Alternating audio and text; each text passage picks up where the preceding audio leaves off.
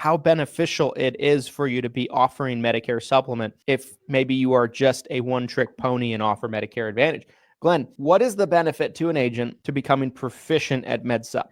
Let's say they're a Medicare Advantage killer. That is what they know. They are a ninja, but they don't know MedSupp from a hole in the wall. What is the benefit to offering both and being proficient at both? Well, first and foremost, you get to consider yourself a member of the team that's saving Medicare Supplement from having a funeral. So that's the first thing that you should be aware of, that if you are selling and writing Medicare Supplement policies, thank you.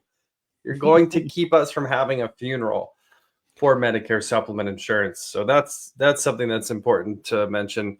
I think it's also to be said, right? Like this funeral, if you picture it, it'd be very sad. It'd be very, very depressing. Picture the saddest thing you've ever went through in your life. We're back. We are back. I'm at the casket right now. I'm seeing all of the enrollment guides. Amazing Grace. F, G, N, high deductible F, high deductible G, high deductible N. It's all just right here. And I am devastated. Devastated. Surrounded by some of the greats in the industry. Sorry. I didn't mean to do this.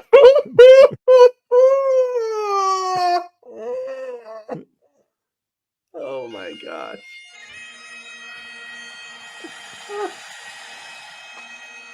It's too much. I can't do it anymore. I'm terminating my license.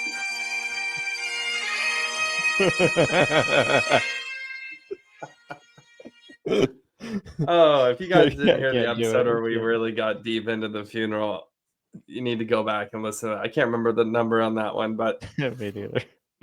It was a MedSupp titled episode, I can tell you that. But okay, so the question at hand, though. Outside of preventing a funeral, what are the other benefits of being proficient at Medicare Supplement? If you are, and this is similar to what I saw with Medicare Advantage getting bigger and bigger and bigger, right? So, it used to be MedSupp was the vast majority of what was being written. You go back 5-10 years ago, more people were writing MedSupp than Medicare Advantage plans. That was kind of my perspective, my angle, and especially on the agencies and call centers that I was working with. Over the past decade, we've kind of seen this pendulum swing the other way, where now I'm like begging people. I'm like, you want to sell MedSupp? I got MedSupp lead for you. It's a great MedSupp lead. You want to sell MedSupp? They're like, we don't sell MedSupp. That's disgusting. They're like, please don't talk to me. Yeah, they're like, ew, gross. Stop trying to make fetch happen, okay? It's not a word. Not gonna happen. MedSupp's gonna die. I'm gonna wear the best black dress to that funeral you've ever seen, okay? I think we need that gift. Stop trying to make MedSupp happen. It's not going to happen. yeah, and it's literally her from Mean Girls. She's just like, MedSupp? Randy, Lester, if you're watching, please get us that. Please make that meme, okay? Mean Girls.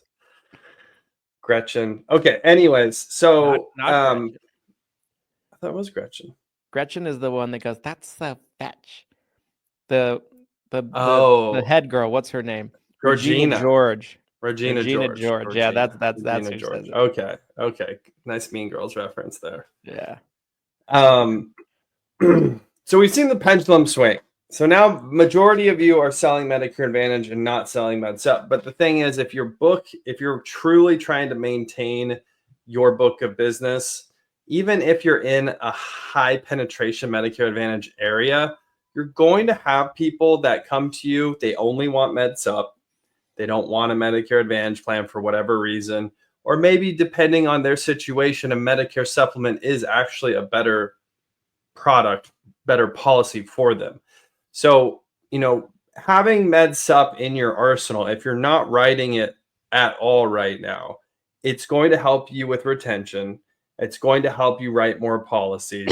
It's going to help you be more well-rounded, even if it's only 1 out of 20 policies. I'm not saying you have to try to balance your book and be at 50-50. Depending on how you're running your business, that might not even be feasible. But I think almost any book of business could have 5% Med Supp. I think if you don't have 5% Med Supp, 10% Med Supp, like a small minority percentage Med Supp, that tells me you're just not even writing it. You're not familiar with it. You're purposely stepping over Med Supp opportunities just to try to force people into Medicare Advantage plans. So, and that's how I think it'll always be, right?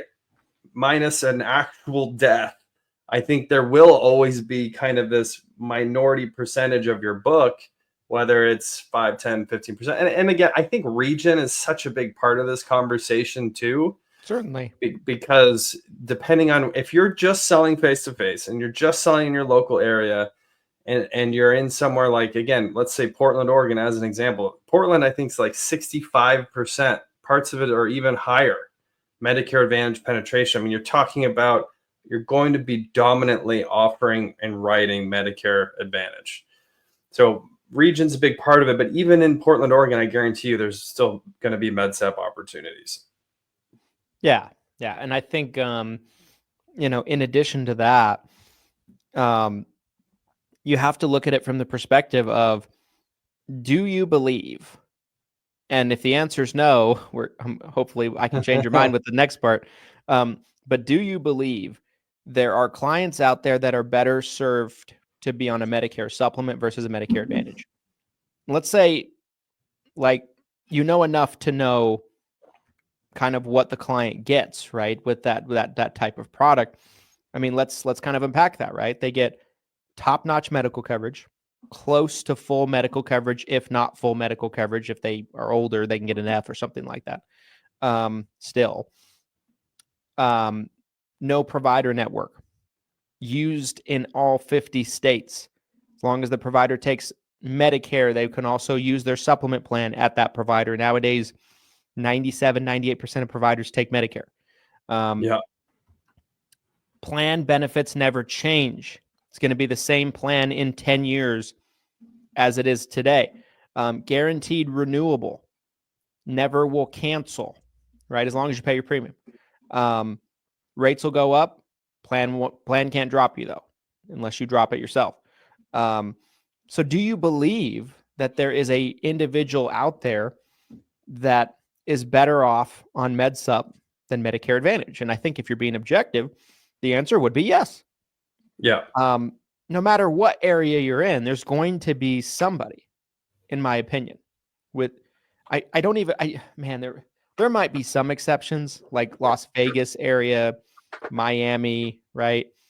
Yeah. Very few, very, very, very, very, very few exceptions, right? Where like you have a $500 max out of pocket on a Medicare Advantage plan. Yeah. And the Med Supp's $250 a month. I can understand that argument, right? But for the vast majority of people, you have a $3,000, $4,000, $5,000, $6,000 max out of pocket on a Medicare Advantage plan, $150 to $200 a month Med Supp premium, right? There's a person out there that is best served on that Medicare supplement product. So by you offering it and being knowledgeable about it and proficient enough to explain the differences between them to people, you're providing a service to the clients that states that you are actually there to serve them and not yourself.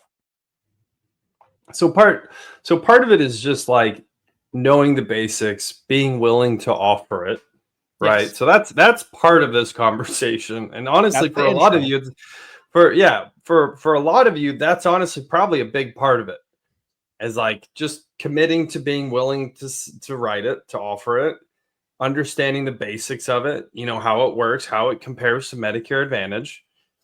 And then, so now let's talk about getting into kind of the mastery of it. Because I've had the opportunity to work with some people who are absolute Medicare supplement killers. People who grew a huge book of business and sold it, that, I personally had a hand in. Maybe I could, like a certain individual, who said they had their practice company. Maybe I could say I've actually in practice built and sold books of Medicare supplements before. Do you get that reference? Do you get that reference? I do indeed. Okay. So, I've essentially sold a bunch of different Med Supp books over the years. That's one way of looking at it. I'm going to go out on a limb and I'll just say that I basically built and sold Medicare supplement books. But so let's get into the mastery angle of this. So let's say you already know the basics, you're contracted, you're willing to offer it. Now part of this is, and why I think there's been this big progression towards Medicare Advantage is you do have to sell the premium, right? Mm-hmm. You have to get them to bite on there is money coming out of your checking account to pay the premium every month versus a $0 no cost premium of a Medicare Advantage plan, where it's obviously there's really no salesmanship there. It doesn't require salesmanship to say, hey, Mrs. Jones, this isn't going to cost you anything. You want to sign up versus, hey, Mrs. Jones, this will cover everything. If you're traveling, you don't have to worry about additional out-of-pocket costs with this Plan G. You do have to pay your deductible, but that's it. You don't have to pay anything else. It'll cover everything, but it is going to cost you $200 a month. And now, I am going to need a voided check or your routing and checking account numbers so we can make sure this premium's paid every month. Can you tell me that information?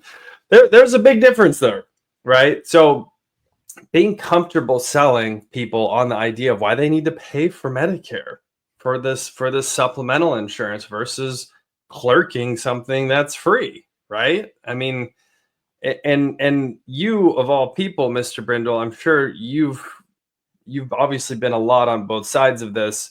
Do you feel like there's been a loss in salesmanship in the Medicare space over the years because of this migration towards Medicare Advantage? Yeah, I Talk to 100%. us. I Talk to definitely us. do. I think it's become, and it's kind of, you've seen this a little bit in the ACA world as well, right? Where like people can get people on plans with subsidies large enough to where they don't have a premium. People get so used to, it doesn't take any skill to sell something that costs nothing.